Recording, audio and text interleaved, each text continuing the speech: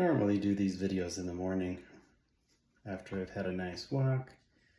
I've had a chance for my brain to, my inner being and everything to just inspire me. It's not that I wasn't inspired this morning, but the day took off a little faster than I was able to keep up with. But I have a few things that have been percolating through my brain that I feel still like I want to share. And one of them is about circulation. As I've said, I've got a restaurant, and it's been quite a learning experience. Good one, but a learning experience nonetheless.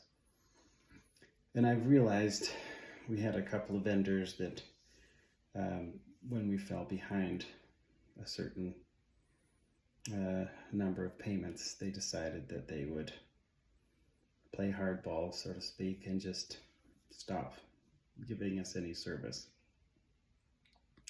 That was alarming, of course, to us, and we tried to work with them, but they said no.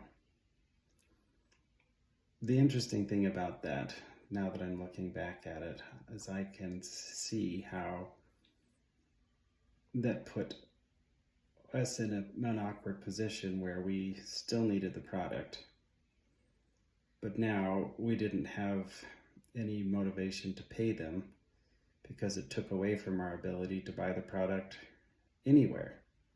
So we put a pause on paying them in order to buy the product from someone else. And then starting back up and paying that amount, since they insisted on the entire amount, made it so that, ultimately they lost out on revenue because they were waiting for their entire amount, which was delayed in coming because we were busy trying to survive and pay somebody else for the same stuff. So ultimately, as I've talked about, how it's important to think about money in terms of energy and the need to circulate. And that was a really interesting real life learning experience where when that circulation stopped, it had immediate consequences for them, mostly for them, because then they just didn't get any money. They just had this deficit that they wanted paid, and the ability for me to circulate money to them became increasingly difficult because they'd shut off the flow. So interesting, right? Interesting. The other thing I was thinking about is, and this is one I've talked about a little bit, but I've just had more chances to think about it, and that is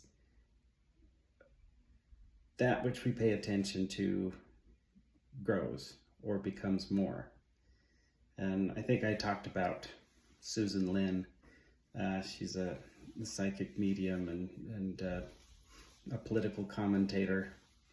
And I used to listen to her quite a bit. But she told this humorous story that had nothing to do with politics. And I think I shared it a little bit before, but where she was trying to be a good person, a good neighbor, and picking up nails that were in the shared alley driveway between her and all of her different neighbors. And it seemed the more nails she picked up, the more she discovered, until one day she, even though she was trying to pick them up, she ran over one and had a flat tire. So, and even though you're trying to be good and helpful, still, if this is the law of the universe, and it appears to be, especially with that example, the more you pay attention to something, the more you'll see. So if you're trying to be a good Samaritan and give money to all the poor people and pick up all the trash on the beach and so on. That's good. Those are good things in one way, right? But in another way, it's like you're drawing them to you. So even though it's really hard to imagine ignoring those things, not doing anything about them, if we recall and remember that this is an energetic existence, a universe full of just energy. We are energy. The nails are energy. Money is energy. People around us are energy. And those people are mirroring back to us who we are and what we think about. Then that kind of shifts things. Well, it does. It's not kind of, it does. So as we have things come up or pop up in our lives that are not pleasant or are negative or that we don't gravitate to or don't like, it's not that we can't address the issue. There's a certain amount of addressing that issue that is probably mandatory in a lot of circumstances. But the rapidity with which we turn our attention to other things that we do enjoy, that we do like, that we want to see proliferate in our lives and become more, that's what we're really trying to do. So we don't ignore the negative. We don't ignore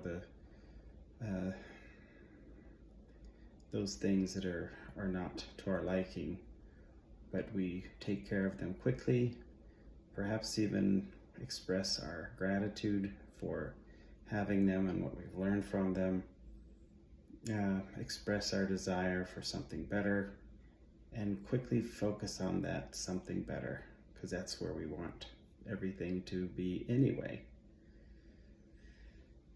So that's what I think I've learned from these experiences I've had over the last few days, especially in pondering this topic, is that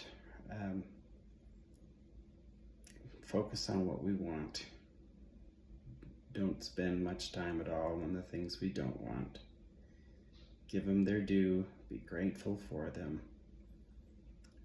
thank the universe for them, and then move on and use them as a catalyst to turn your attention back to what you want.